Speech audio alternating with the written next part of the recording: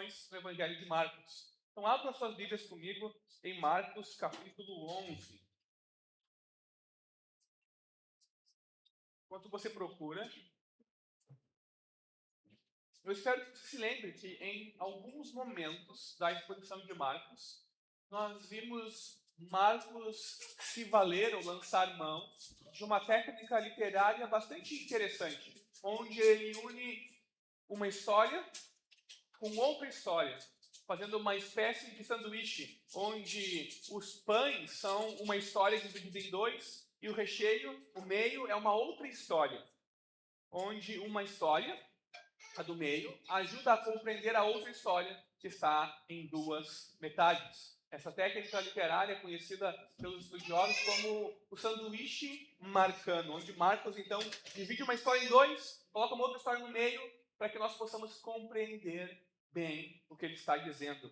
Na verdade, é uma forma de dar uma grande ênfase à história que está sendo dividida em duas, e a do meio serve como explicação para a história. Talvez você se lembre de uma passagem famosa onde Marcos utiliza dessa técnica literária, onde um homem, Jairo, vem pedir que a sua filha seja curada por Jesus e que Jesus vá até ele porque ela estava muito doente. E Jesus vai então, mas no meio do caminho nós temos uma outra história. Não é? Uma mulher para Jesus, é curada por ele, tem toda uma outra história. Então a filha de Jairo morre, retorna à história, e Jesus não só cura ela, mas ressuscita ela. Então a história do meio, ela tem uma explicação para a grande história que estava sendo contada. E é exatamente isso que nós veremos na passagem que nós veremos agora. Então por isso eu trago à mente de vocês isso. Então percebam, nós veremos Marcos 11, versículos 12 a 26 nessa manhã. Diz assim a palavra de Deus. No dia seguinte, quando saíram de Betânia, Jesus teve fome. E vendo de longe uma figueira com folhas, foi ver se nela acharia alguma coisa. Aproximando-se dela, nada achou, a não ser folhas, porque não era tempo de figos. Então Jesus disse à figueira: nunca mais alguém coma dos seus frutos.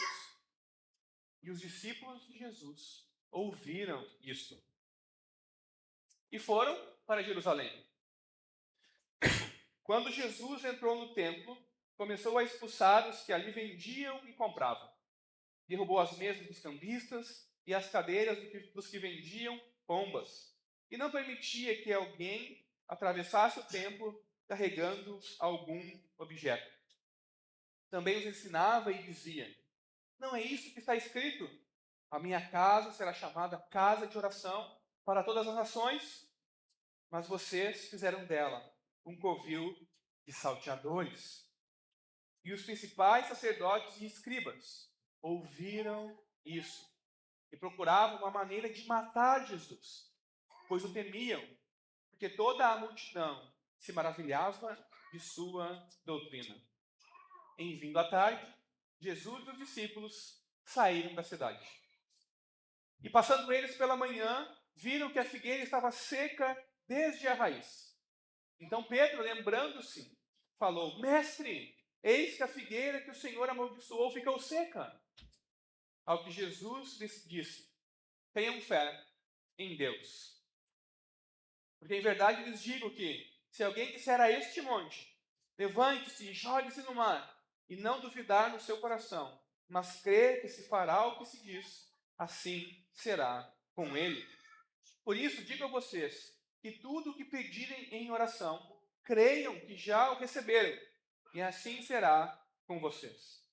E quando estiverem orando, se tiverem alguma coisa contra alguém, perdoem, para que o Pai de vocês, que está nos céus, perdoe as ofensas de vocês. Mas se vocês não perdoarem, também o Pai de vocês, que está nos céus, não perdoará as ofensas de vocês. Até aí, meus irmãos. Que Deus abençoe a pregação da sua palavra. Amém? Bom, se você estava aqui na semana passada, talvez esteja se perguntando agora, o que tenha passado na sua mente: onde está aquele Jesus manso e humilde, do qual nós ouvimos falar? Onde está aquele Jesus humilde, montado em um jumentinho, entrando em Jerusalém? Será que alguém manso e humilde sai por aí simplesmente amaldiçoando árvores que não dão fruto? Será que alguém manso e humilde sai por aí fazendo um chicote, como João nos diz, e expulsando as pessoas, e virando mesas, e impedindo que as pessoas façam comércio no templo? Será mesmo que alguém manso e humilde agiria dessa forma? Por mais que talvez essas questões possam ter passado pela sua cabeça, nós temos que ter em mente que essa passagem não é primariamente sobre uma árvore sendo ressecada. Não é sobre Jesus expulsando os cambistas do templo, mas sobre o que isso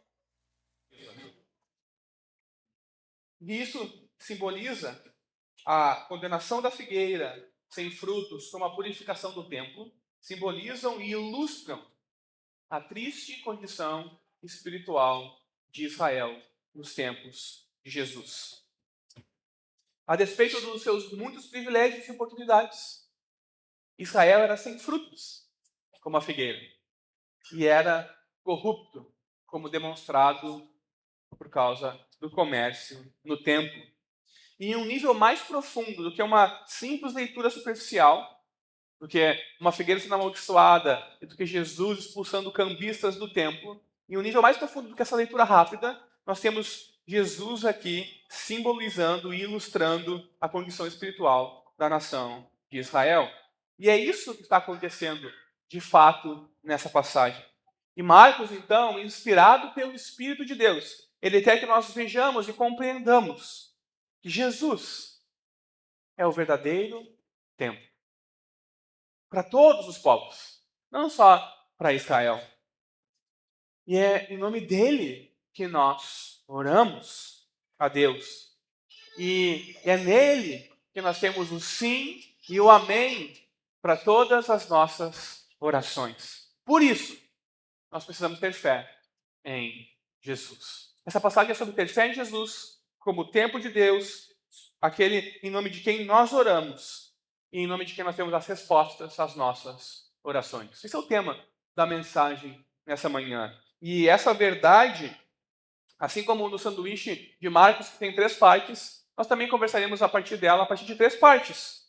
Em primeiro lugar, nós teremos a parábola encenada da figueira seca.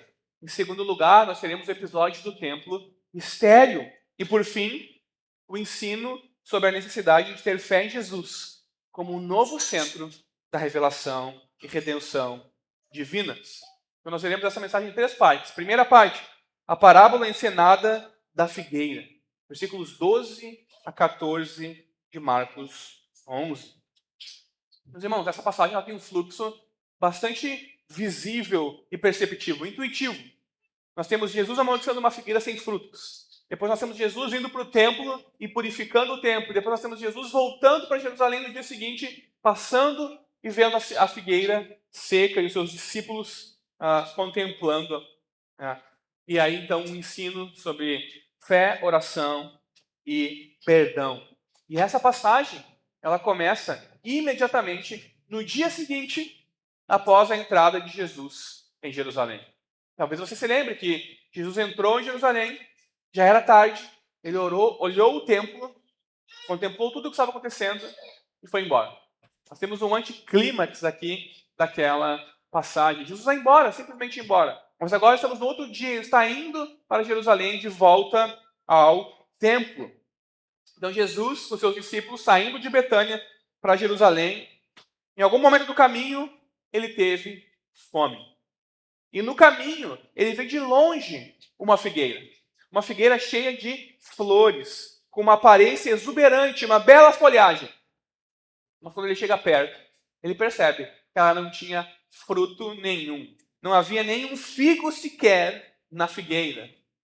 Eu não entendo muito não sei se chama-se arbologia ou outra coisa, mas eu sei que figueiras dão figos e macieiras dão maçãs. É tudo o que eu sei, mais ou menos. Mas aquela figueira era estéril. Então o que Jesus faz? Para surpresa de todos, ele amaldiçoa a figueira, dizendo: nunca mais alguém coma os seus frutos. E ela resseca, como nós veremos no dia seguinte. Meus irmãos, a maldição da figueira é o último milagre de Jesus registrado em Marcos. De agora em diante, só haverá ensino e confronto até a sua prisão, julgamento, morte, sepultamento e ressurreição. Daqui em diante, Jesus não vai realizar mais nenhuma cura, nenhuma libertação, nenhum tipo de milagre.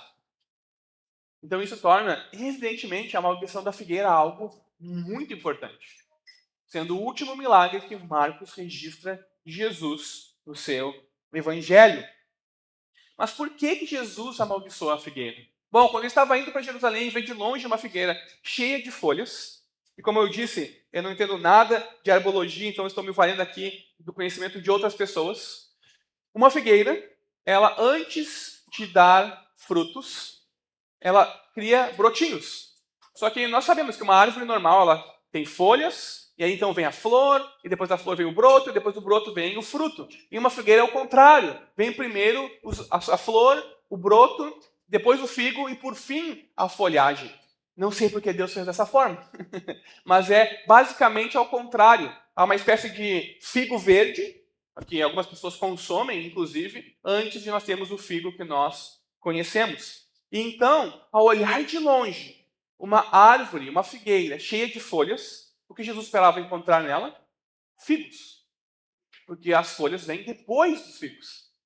Mas Jesus chega lá e não tinha figo algum. Aquela árvore, então, ela era estéril.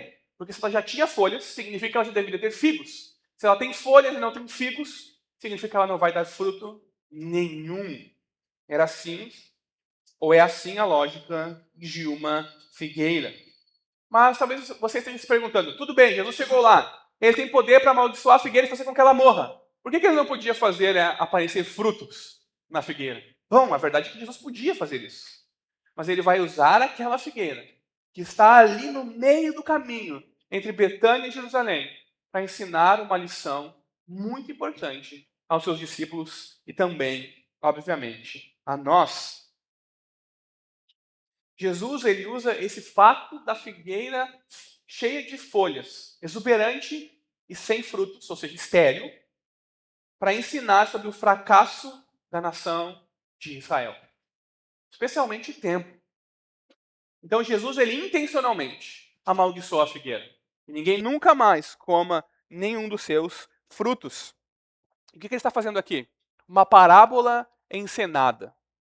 Uma parábola visível do juízo divino sobre o templo e os líderes de Israel. Jesus está aqui na esteira dos profetas do Antigo Testamento. Ele está encenando, dramatizando, representando o seu ensino, a fim de que os seus discípulos compreendam. Nada mais visível, nada mais dramático do que você dizer uma árvore exuberante, cheia de belas flores, que ninguém nunca mais coma dos seus frutos. E então, no outro dia, ela está completamente seca até as raízes. Nada mais chamaria a atenção dos discípulos, nada mais seria dramático do que isso. Jesus ele está, então, realizando uma ação simbólica característica dos profetas. Talvez você se lembre do Antigo Testamento de um episódio bastante perturbador para nós modernos, onde Isaías anda nu por aproximadamente 2 a 3 anos para simbolizar algo que ele estava profetizando. Talvez você se lembre de Jeremias, que é o profeta que mais usa símbolos e dramatizações e encenações, quando Deus manda ele ir na casa do olheiro, comprar um pote de barro, e depois chamar todos os anciãos de Israel e pegar o pote de barro e fazer o quê? Quebrar. E demonstrar para eles que Deus estava, então, destruindo a nação. É exatamente isso que Jesus está fazendo aqui. Como os antigos profetas que encenavam, nada tão dramático quanto Isaías andando 3 anos nu, mas, mesmo assim, fazendo algo que chamasse atenção para proclamar o juízo de Deus sobre Israel. Porque como a figueira, a nação de Israel tinha muitas folhagens. Era admirável. Tinha um templo exuberante, tinha um sacerdócio gigantesco. Mas não tinha nenhum fruto que as pessoas pudessem comer. E no Antigo Testamento, a figueira, ela era usada como imagens de juízo e representava Israel. E a falta de frutos da figueira representa o Israel infrutífero, incapaz de gerar fruto para Deus. Então, ao amaldiçoar a figueira, Jesus ele realiza esse ato simbólico e profético com um único sentido, que era predizer a destruição do infrutífero templo de Israel. Óbvio que os discípulos não eram capazes de compreender isso agora, quando ele está amaldiçoando a figueira. Mas no dia seguinte ele vai ensinar isso a eles. As coisas vão ficando mais claras à medida que os acontecimentos se desenvolvem. Então nós temos a primeira parte, e devemos avançar, obviamente, agora para a segunda parte da passagem. Segunda parte, o templo estéril. Versículos 15 a 19. Depois de amaldiçoar a figueira, Jesus simplesmente continuou seu caminho para Jerusalém. E em Jerusalém, ele vai direto ao templo. Ele não estava indo fazer turismo, conhecer vários lugares legais, procurando um restaurante, não estava indo fazer a obra de Deus. Ele vai direto ao templo. Meus irmãos, naquela época, nós tínhamos o templo completo e completamente exuberante e algo inimaginável em questão arquitetônica da época. O templo era grandioso. Herodes demorou muitos anos para ampliar o segundo templo. Se você se lembra da história, Salomão construiu um belo templo, mas por causa do juízo de Deus ele foi destruído. Então, Israel foi ao exílio, e quando eles retornaram do exílio, eles reconstruíram um segundo templo. Mas não tinha a glória do primeiro, não era tão belo e exuberante.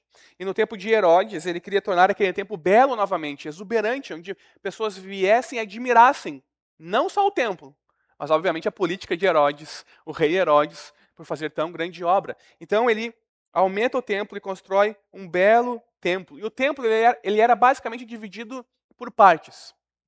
Nós tínhamos a primeira grande parte, que era chamada de o Pátio dos Gentios. Sim, era um grande pátio a céu aberto, onde os gentios, os estrangeiros que queriam adorar a Deus, poderiam ir. Separando o pátio dos gentios, nós tínhamos um portão e você entrava então para o pátio das mulheres. Somente mulheres judias, nascidas em Israel, poderiam adentrar este pátio, que também era um pátio a céu aberto, um lugar onde somente as mulheres judias poderiam entrar. E depois nós tínhamos então um terceiro pátio, o pátio dos israelitas, onde somente os homens judeus purificados poderiam entrar. E aí então nós tínhamos o que nós chamamos de o Santo dos Santos, o templo original virado para leste, onde dentro estava a Arca da Aliança, a menorá, onde havia o véu e onde o sacerdote entrava uma vez por ano para oferecer sacrifício a Deus em purificação. Então nós tínhamos o templo e os pátios ao redor do templo. E aquela construção ela era grandiosa. Jesus, para chegar até o pátio dos israelitas, ele deveria passar primeiro pelo pátio dos gentios e depois pelo pátio das mulheres. Então, ao chegar no templo e adentrar o pátio dos gentios, o que o mestre encontra? Lá, à semelhança da figueira, ele também encontra apenas folhas e nenhum fruto. Meus irmãos, os sacerdotes tinham transformado a casa de Deus numa espécie de mercado muito lucrativo. O lucro tinha substituído o relacionamento com Deus. O comércio tinha substituído o culto. Não soa estranhamente familiar com muito do que nós temos hoje? Infelizmente. O templo ele estava se transformando no mercado, numa praça de comércio. Os negociantes, eles traziam as suas bancas e se instalavam dentro da casa de Deus para vender os seus produtos para os rituais que seriam realizados ali. Os sacerdotes que governavam o templo, que eram os líderes do templo, em parceria com os comerciantes, eles faziam o quê? Se alguém viesse de fora, trazendo a sua ovelhinha, o seu pombinho, eles achavam um defeito, um problema e recusavam aquele sacrifício, fazendo com que aqueles que vinham de longe tivessem que comprar dos comerciantes, vender o seu animal por um valor muito abaixo e comprar um outro animal, obviamente, com preços exorbitantes, forçando então os adoradores a fazer comércio no templo de Deus, gerando muito lucro para os comerciantes e para os sacerdotes.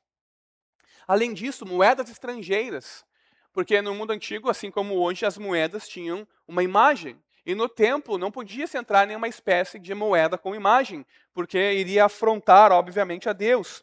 Então, moedas estrangeiras não eram aceitas. As moedas que circulavam lá não eram aceitas. Então, eles tinham que chegar e trocar o seu dinheiro pelo dinheiro que era aceito no templo. Uma moeda sem imagem. E, obviamente, a taxa cambial era muito alta. Os sacerdotes e os comerciantes também lucravam com isso, obviamente. Então, o que Jesus está vendo quando ele entra no pátio dos gentios? E aonde que está todo esse comércio? Não é no pátio das mulheres. Não é no pátio dos israelitas. Não é no Santo dos Santos. Mas é logo na entrada do templo, no pátio dos gentios. O único lugar onde um estrangeiro, alguém de fora de Israel, poderia adorar a Deus. E qual é a reação de Jesus quando ele vê tudo aquilo no templo? O zelo e a ira se acendem dentro dele. E ele começa a expulsar os que vendiam e compravam coisas ali. Ele começa a derrubar mesas e jogar cadeiras para o lado. Ele impede o comércio. Ele impede as pessoas de fazer comércio no pátio dos gentios. Por quê? Porque o culto havia se desviado do seu propósito. A religião havia se corrompido, virado comércio. A fé estava mercantilizada.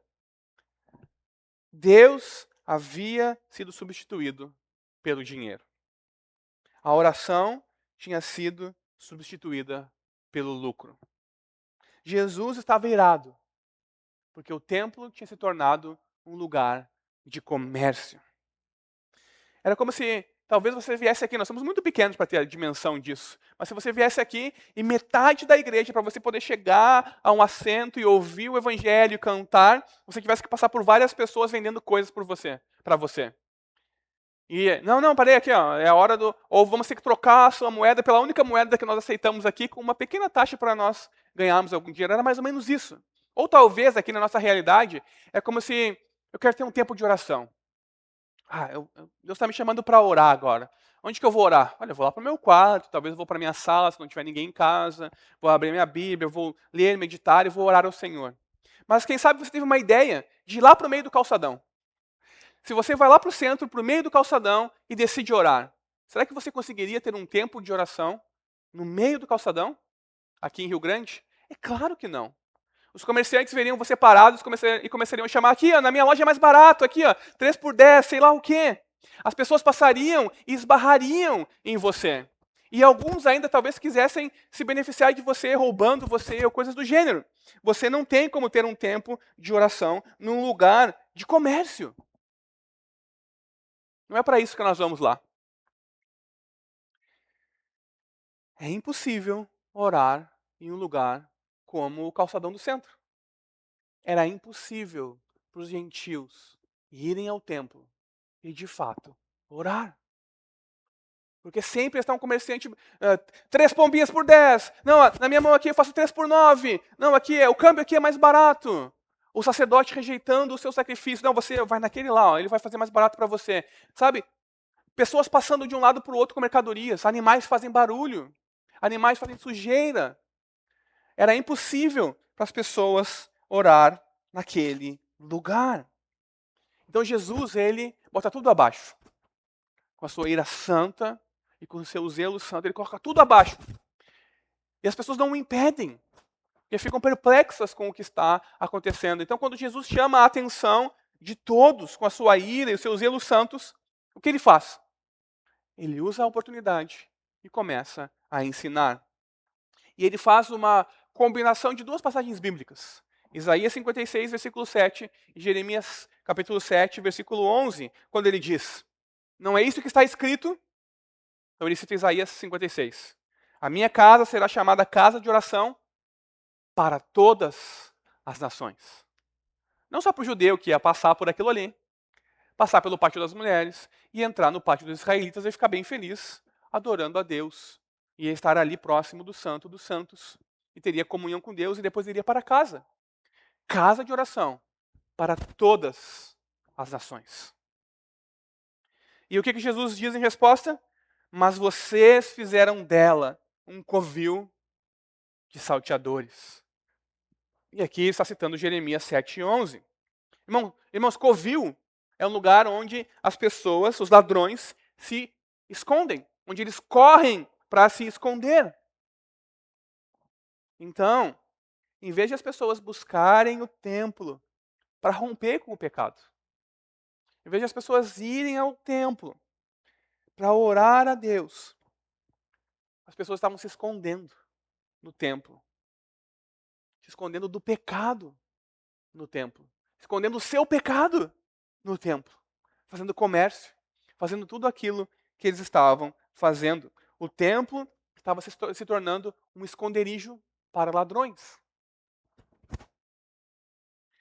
É interessante que a gente perceba que esperava-se que o Messias eliminasse todos os gentios, incircuncisos, estrangeiros de Jerusalém e do templo. Mas não é isso que Jesus está fazendo aqui. A ação dele é totalmente contrária a isso. Ele está purificando o pátio dos gentios, limpando, acabando com o comércio, para que as nações possam vir e adorar a Deus no templo. Jesus está purificando o templo não dos gentios, mas para eles. A atitude de Jesus, ela desafia as autoridades religiosas. Ela desafia o lucro que elas estão tendo.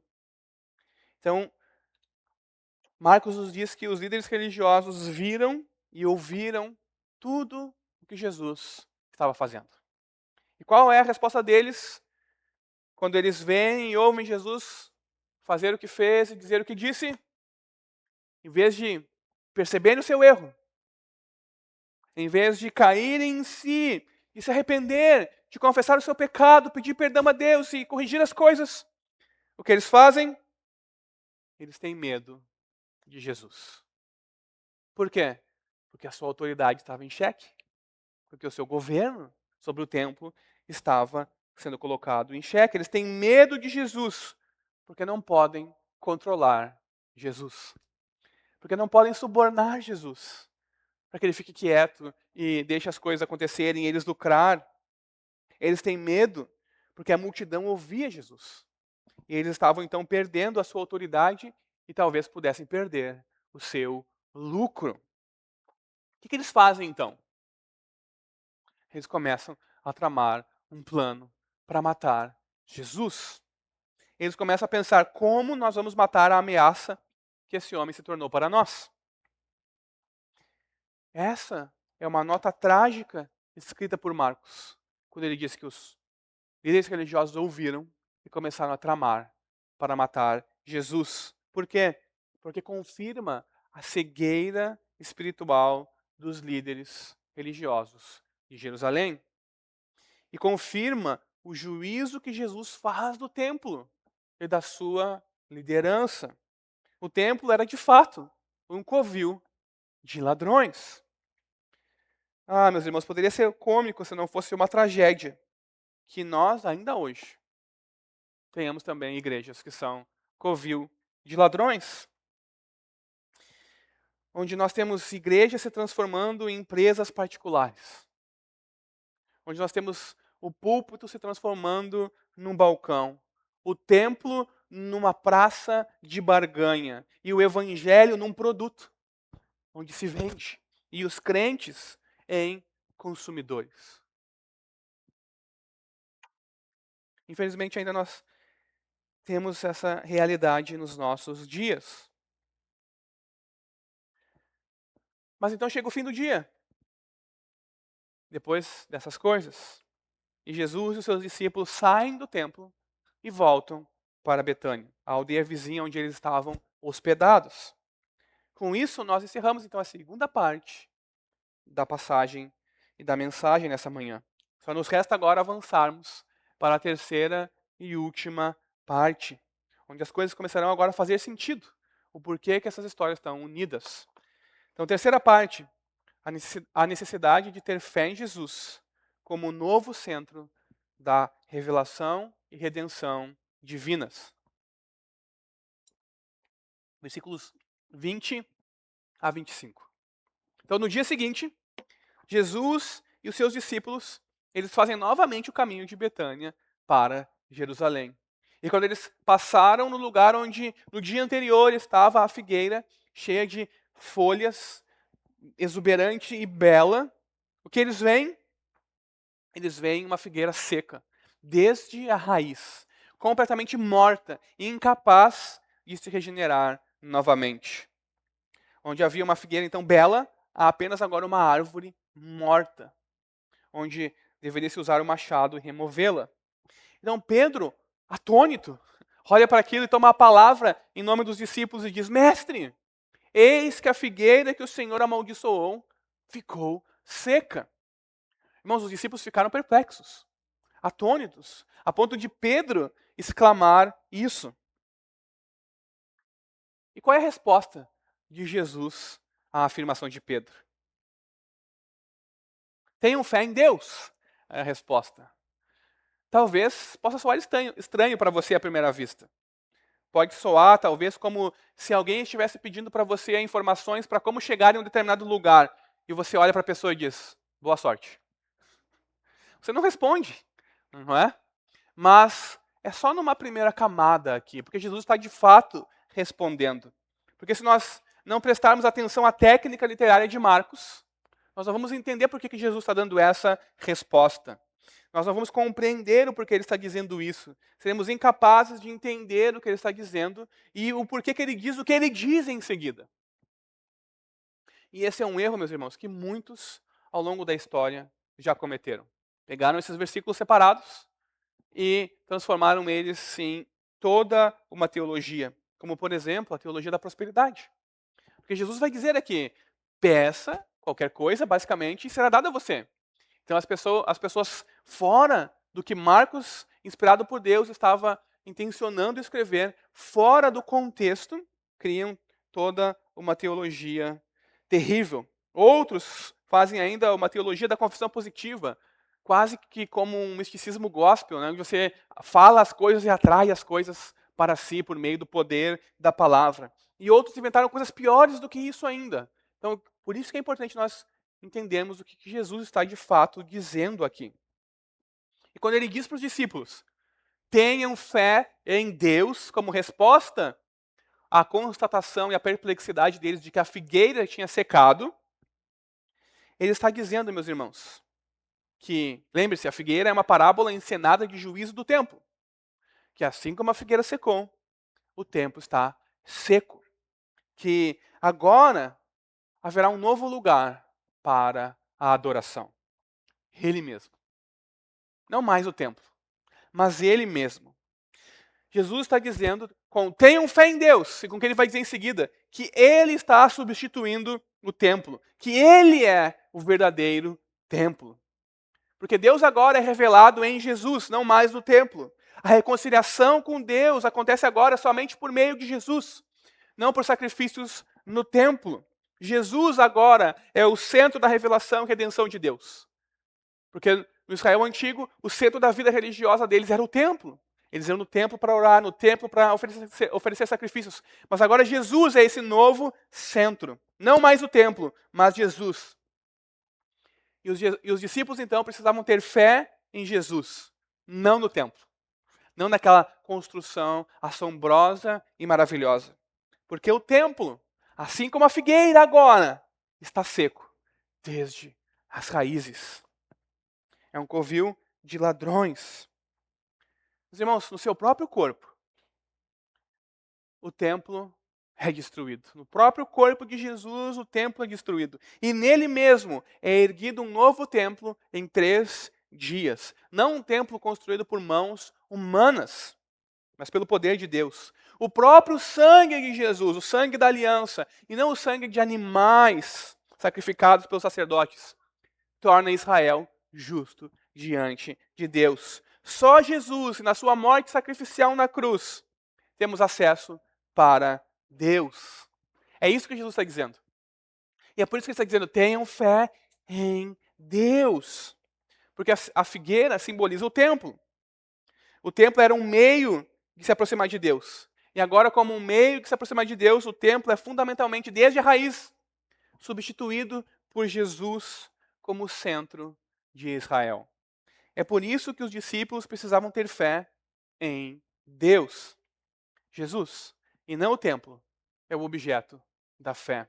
Jesus estava dizendo basicamente: tenham fé em mim, eu sou o templo. Assim como a figueira está seca, o templo está seco e está sendo substituído por mim. É por isso que ele foi para Jerusalém, para morrer, para que o seu corpo seja sepultado, mas ressurja 3 dias depois. E agora nós tenhamos então um novo lugar para adoração.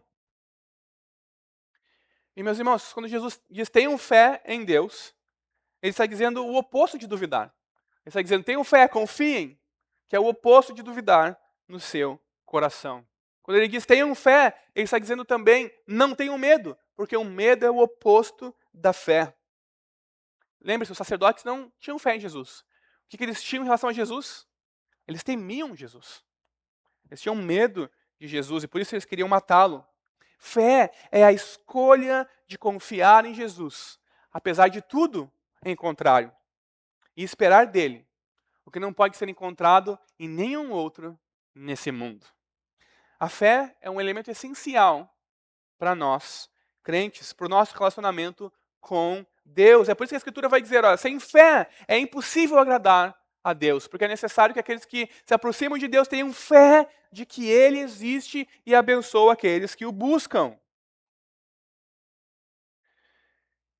E se isso é assim, muita coisa na nossa vida pode ser explicada pela nossa falta de fé. Veja, eu não estou generalizando aqui, dizendo que não, se você ficar doente é porque você não tem fé. Não é esse tipo de teologia. Mas sabe o medo que nos domina? A preocupação, constantemente, a nossa cabeça, o desânimo, as más decisões, são tudo consequências de falta de fé. Porque muitas vezes nos falta fé e confiança em Deus para orarmos antes de decidirmos, para buscarmos forças para a nossa fraqueza, para lutarmos contra o pecado. Nós também precisamos ter fé em Jesus. É isso que ele está dizendo aqui. Ele é o novo lugar de adoração em Deus. Tenham fé nele. E quais são as implicações de ter fé em Jesus como o novo centro? De ter Jesus como o centro da fé, não mais o templo, não mais um lugar, mas uma pessoa, o verdadeiro templo. Contrário da figueira, uma vida verdadeiramente frutífera. Perceba aqui o contraste entre o templo e a figueira e a nova vida em Jesus. Seco, covil de ladrões. Não, uma vida frutífera, cheia de paz e alegria. E essa vida, meus irmãos, ela começa com uma vida de oração, que é o resultado da graça salvadora de Deus na vida de alguém. Nós só podemos orar por causa da graça de Deus nos salvando, nos tirando das trevas, nos fazendo seus filhos e filhas. É por isso que Jesus ele pula da fé para a oração, como um elemento da fé. Existe uma conexão íntima entre fé e oração. E ele diz algo bastante interessante. Que se alguém disser a um monte, levante-se e jogue-se ao mar, e não duvidar, acontecerá algo exatamente como foi dito. O monte vai ser erguido e ser lançado ao mar. Na imaginação dos judeus, nós temos alguns exemplos no Antigo Testamento, o monte era uma coisa bastante significativa, difícil, algo que não é simples de enfrentar, algo forte, um problema que se coloca em nosso caminho e não podemos lidar. E Jesus estava, lembre-se, indo para Jerusalém. Ou muito provavelmente ele estava olhando para o Monte das Oliveiras, e ao fundo do Monte das Oliveiras você vê o Mar Morto, você pode dizer, para esse monte, Monte das Oliveiras, lance-se no mar e ele será lançado no mar. Ou talvez Jesus estivesse olhando para uma fortaleza de Herodes construída bem próxima ao templo, onde foi construída em cima de um monte. E alguns estudiosos dizem que ele teve que aplanar aquele monte e lançar todos os dejetos no mar. E aquela obra demorou anos e anos, tendo em vista a dificuldade. Talvez Jesus estivesse olhando para aquela fortaleza e dizendo, olha, se vocês disserem a esse monte, saia daqui, por mais impossível e difícil que seja, se aqueles homens construíram a fortaleza de Herodes pela fé, vocês podem fazer também algo maior do que isso. Mas independente de qual seja a explicação mais plausível, a verdade é que nós podemos mover as montanhas da nossa vida pela fé. Por isso que muitas das dificuldades da nossa vida se explicam pela ausência de fé.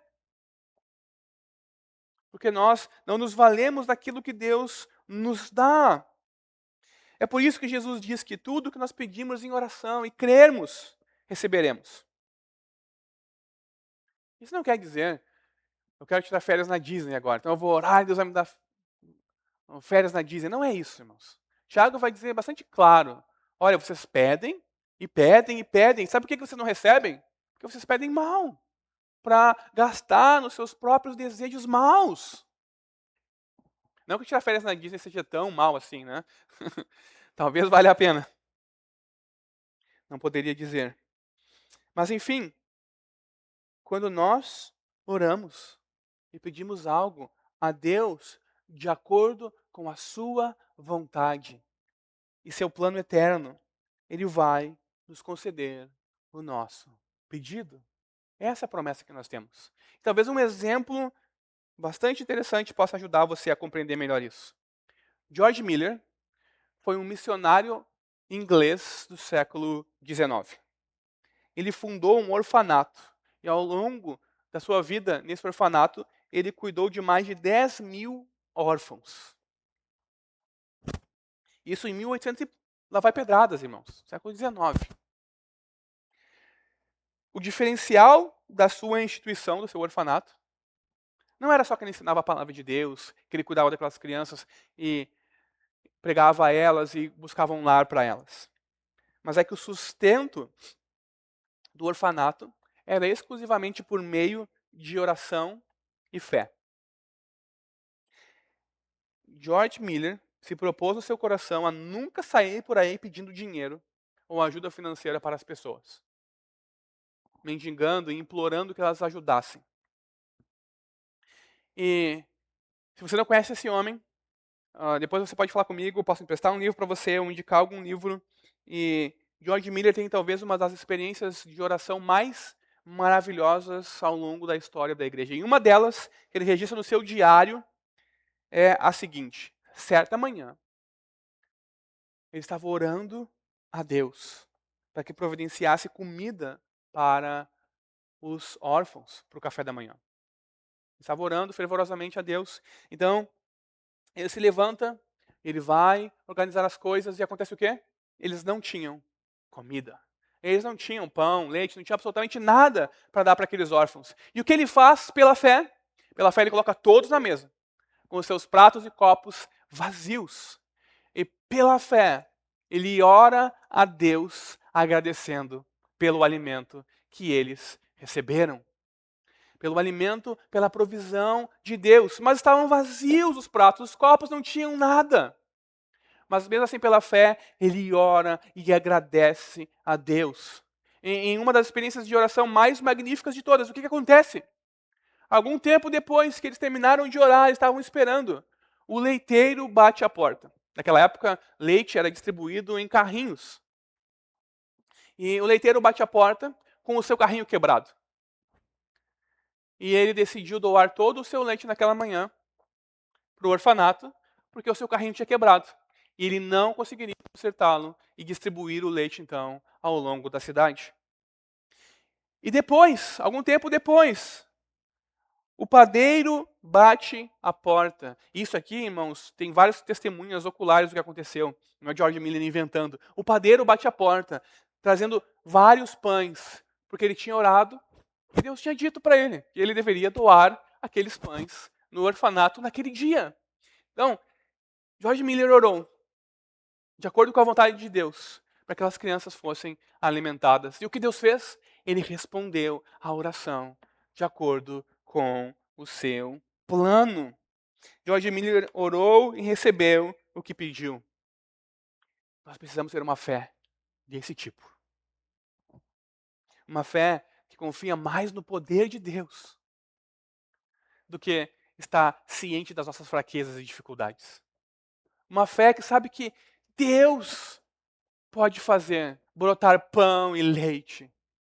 Ou como Abraão, que estava disposto a sacrificar o seu filho, porque sabia que Deus poderia trazer ele dentre os mortos.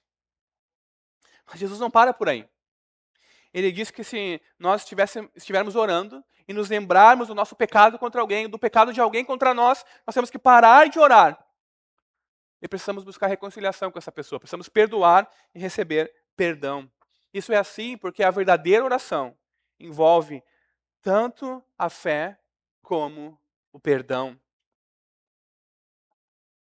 Precisamos estar em comunhão tanto com Deus quanto com os nossos irmãos para que a nossa oração seja atendida. Porque onde não existe um relacionamento horizontal entre os irmãos, não há um relacionamento vertical entre nós e Deus. É por isso que João vai dizer: olha, se você não ama o seu irmão que você vê, você não ama a Deus que você não vê. Nós não podemos ser reconciliados com Deus e viver em guerra uns com os outros. Não podemos amar a Deus e odiar uns aos outros. Não há vitória na oração sem o exercício do perdão. Talvez um outro exemplo de um outro homem nos ajude a compreender a importância do perdão. Louis Zamperini era um atleta olímpico durante a Segunda Guerra Mundial. E ele foi, então, obviamente, combater, ele era americano, ele foi combater no Pacífico contra os japoneses. E o seu avião cai, e depois de ficar à deriva por mais de 40 dias, ele é capturado pelos japoneses. É levado a uma ilha e torturado e humilhado durante muito tempo. E depois é levado a um campo de concentração dos japoneses, onde ele é mais uma vez humilhado e torturado, até o final da guerra. Então, ele é liberto quando os aliados vencem o eixo e quando os americanos vencem, então, os japoneses. Ele é libertado. Mas após ser libertado, ele começou a sofrer de um terrível estresse pós-traumático. Ele se tornou um alcoólatra porque ele não conseguia lidar com aqueles anos, e foram anos, irmãos, de tortura, de humilhação, de sofrimento, especificamente de um comandante que também havia competido nas Olimpíadas e estava humilhando ele, envergonhando ele e batendo nele constantemente. O estresse pós-traumático de Louis Zamperini é tão grande que, após se casar, em um dos seus ataques, ele quase mata a sua esposa. Mas, em um momento da sua vida, em uma das campanhas de Billy Graham, ele encontra Jesus. E ele aprende sobre o perdão. Então ele decide no seu coração, contra tudo e contra todos, e contra todas as circunstâncias, perdoar os seus algozes. Inclusive aquele homem que o tomou pessoalmente para humilhá-lo, envergonhá-lo e maltratá-lo. Ele escreve cartas àquelas pessoas que ele conseguiu rastrear e pede perdão a elas. E o que acontece, meus irmãos? Ele é liberto do vício do álcool. E ele se torna livre do trauma, do estresse pós-traumático. O seu casamento é restaurado, ele cria suas filhas e ele começa a dedicar a sua vida ao Senhor. Por quê? Porque somente pessoas perdoadas perdoam. Nós precisamos estar sempre com o nosso coração aberto ao perdão. Vejam, Luiz Zamperini foi perdoado. Então o que ele fez? Ele também perdoou e teve a sua vida transformada. Mas antes de encerrar, quero chamar a nossa atenção para um último detalhe nessa passagem. Algo colocado por Marcos muito intencionalmente. Marcos nos diz que tanto os discípulos ouviram Jesus amaldiçoando a figueira, quanto os líderes religiosos ouviram o ensino de Jesus no templo. Nós temos duas respostas completamente distintas ao que as pessoas ouviram de Jesus. Os discípulos eles ouviram e creram em Jesus e continuaram seguindo no caminho do discipulado. Os líderes religiosos ouviram e rejeitaram Jesus e começaram a tramar para matá-lo. Isso é verdade para nós aqui também. Porque todos os que ouvem de Jesus, que ouvem as palavras de Jesus, precisam também dar uma resposta a Jesus. Uma resposta de fé e aceitação ou uma resposta de incredulidade e rejeição. A pergunta é: qual é a nossa resposta à revelação de Jesus como um novo templo, como o centro da adoração? Vamos crer nele e receber o perdão dele? Sermos reconciliados e redimidos por meio dele? Ou vamos rejeitá-lo? Tudo o que Jesus fez foi por mim e por você. Para que tenhamos fé nele, para que compreendamos quem ele é e o que ele realizou em nosso favor. Para que possamos dar um passo de fé nessa manhã e crermos nele, recebendo perdão de pecados, reconciliação e redenção. Para que não sejamos incrédulos, como os líderes religiosos. Qual é a resposta que daremos à revelação de Jesus? Eu encerro com o escritor de Hebreus. Diz assim a palavra de Deus: por isso, como diz o Espírito Santo, hoje, se ouvirem a sua voz, não endureçam o coração como foi na rebelião, no dia da tentação no deserto. Tenham cuidado, irmãos, para que nenhum de vocês tenha um coração mau e descrente, que se afaste do Deus vivo. Tendo, pois, Jesus, o Filho de Deus, como grande sumo sacerdote que adentrou os céus, conservemos firmes a nossa confissão. Porque não temos sumo sacerdote que não possa se compadecer das nossas fraquezas. Pelo contrário, ele foi tentado em todas as coisas, à nossa semelhança, mas sem pecado. Portanto, aproximemo-nos do trono da graça com confiança, a fim de recebermos misericórdia e encontrarmos graça para ajuda em momento oportuno. Amém? Vamos nos colocar de pé, vamos orar.